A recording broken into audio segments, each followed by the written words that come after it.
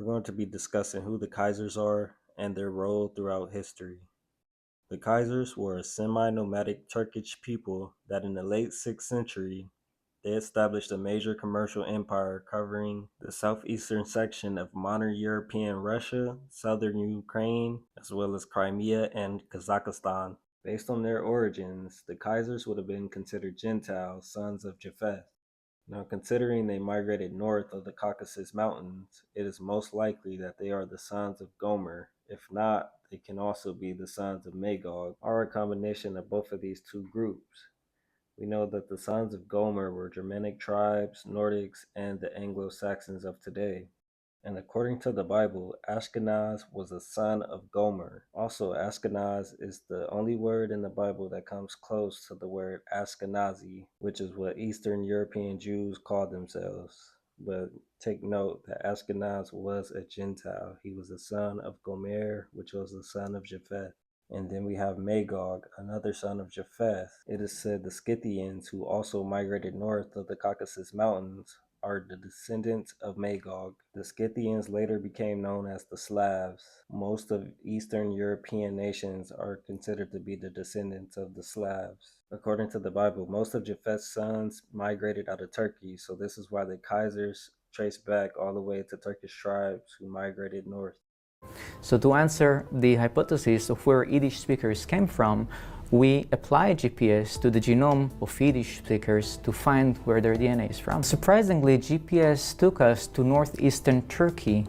At first we did not understand the result, but when we looked at some old books, we found 4 ancient villages named Ashkenaz, Askenaz, Ashkenaz, and Ashkuz, names that may be derived from the word Ashkenaz.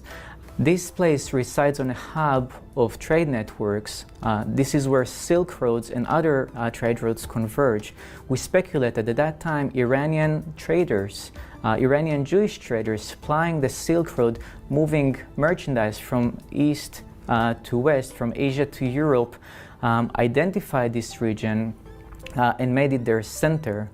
They converted the local population, and to maintain their monopoly on trade, they invented a secret language. So, according to this geneticist professor, who also is an Israeli or a so-called Ashkenazi Jew, he says that their roots go back to Turkey, in which they were a part of a village called Ashkenaz.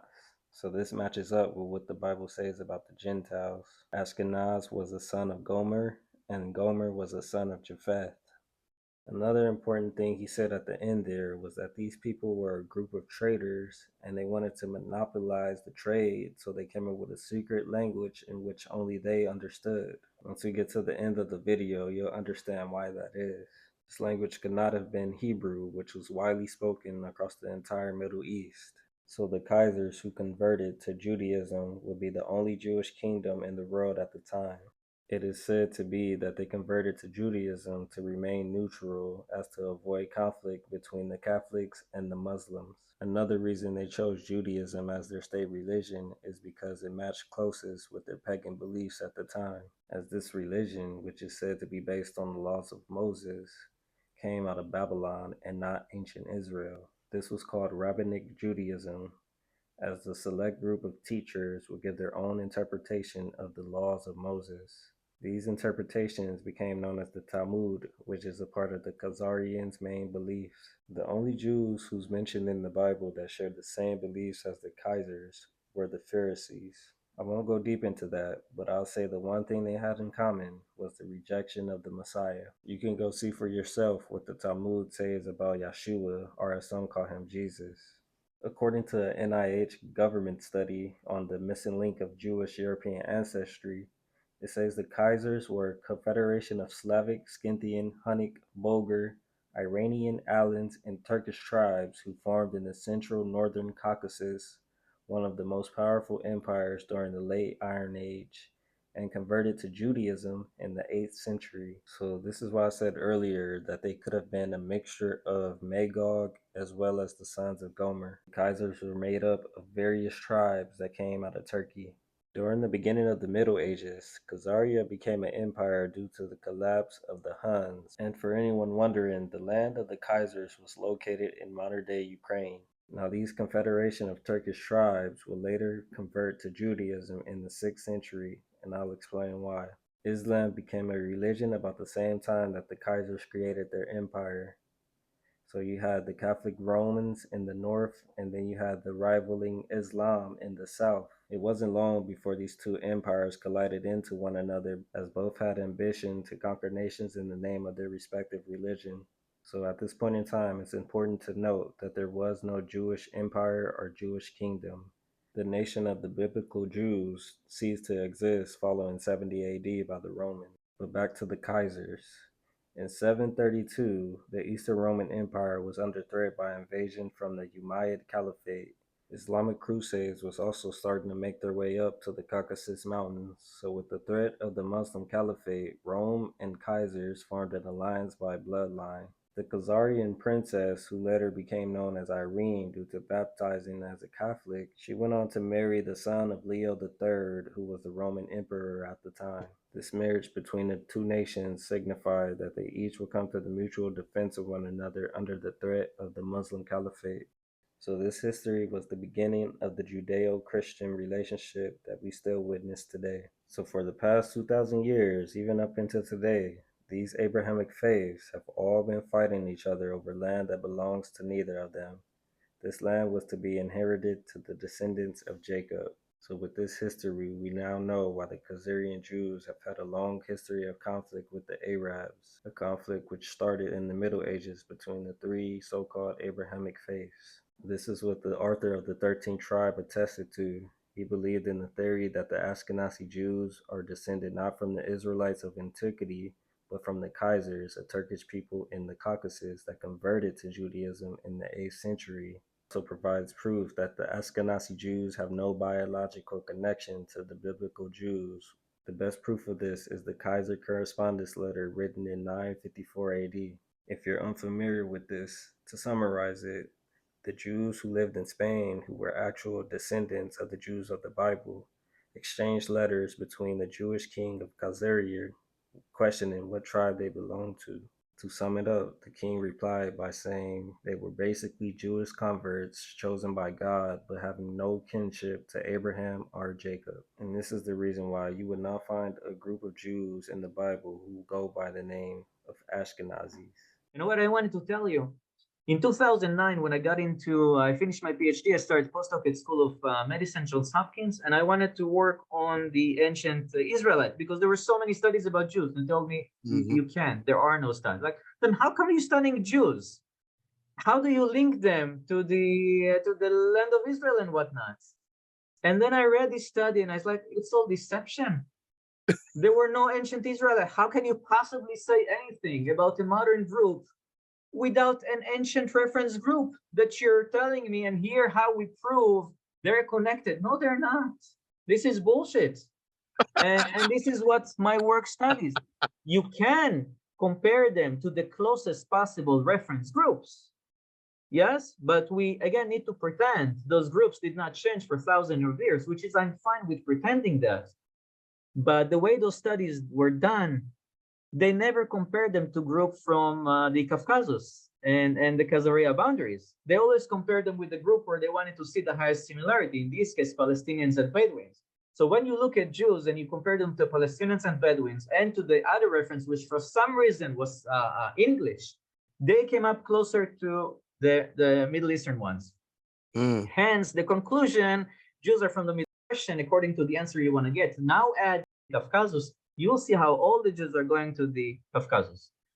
Now, if most people came to the realization that they were being lied to, they wouldn't be deceived by what is happening today. Evil men like Netanyahu wouldn't get away with misquoting the Bible to justify his genocide against innocent civilians.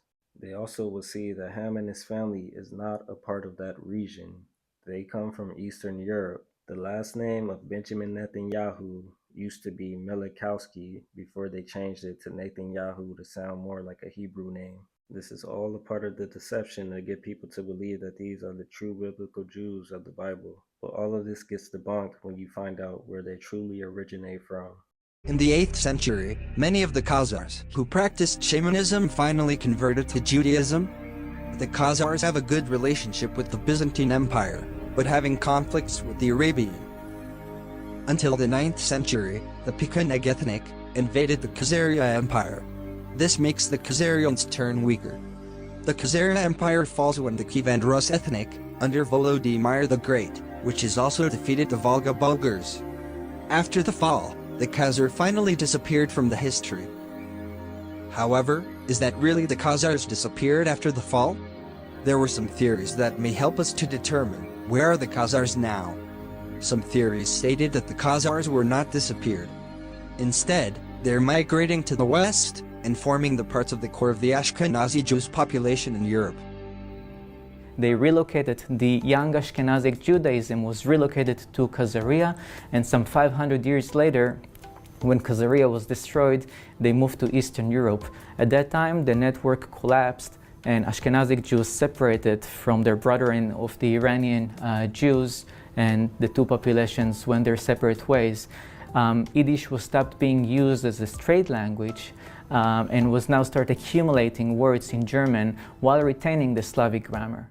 So these Jews of Western Europe didn't just spawn out of nowhere. They had to originate from somewhere. And the Khazars didn't just disappear off the face of the earth. They ended up somewhere as well. According to the 13th tribe, the Judaization of the Khazars' religious commitment survived the collapse of their state and persisted into the Khazar Jewish settlements of Russia and Poland, as well as Germany. If you was to search up where most of the Ashkenazi Jews come from, these are the places that you will find. And once more, the dead giveaway is that they spoke Yiddish rather than traditional Hebrew. Another interesting thing is that the ones responsible for the collapse of the Kaiser Empire were the Kievan Rus, who were Vikings. These would become known as the Russians. They adopted Christianity as their state religion. So the homeland of the Kaisers became a part of Russia, and they replaced Judaism with the religion of Orthodox Christianity. I just find this all interesting considering that Zelensky, the president of modern-day Ukraine, is an Ashkenazi Jew himself. It's even more interesting that his country is currently at war with Russia, considering the fact that Ukraine used to be the Kaiser Empire before the same Russians took it over. Another interesting thing is they are receiving billions in dollars by a very select group of people who came up with the invention of the financial system that the Western world operates under. And there's a history behind that as well. During the Middle Ages, the Jewish people became the moneylenders of Europe. Jewish people took these jobs because the Christian church traditionally ruled that usury was illegal for Christians but not for the Jewish people. And if you don't know what usury is, that is money lending with interest. So this is how Jewish people became the bankers of the Western civilization, and this is the reason why we have the financial institution that we have today. America, for example, is already $30 trillion in debt to the same financial institution, and with interest, that only makes it so much worse. This form of usury is how the Rothschild family became so rich.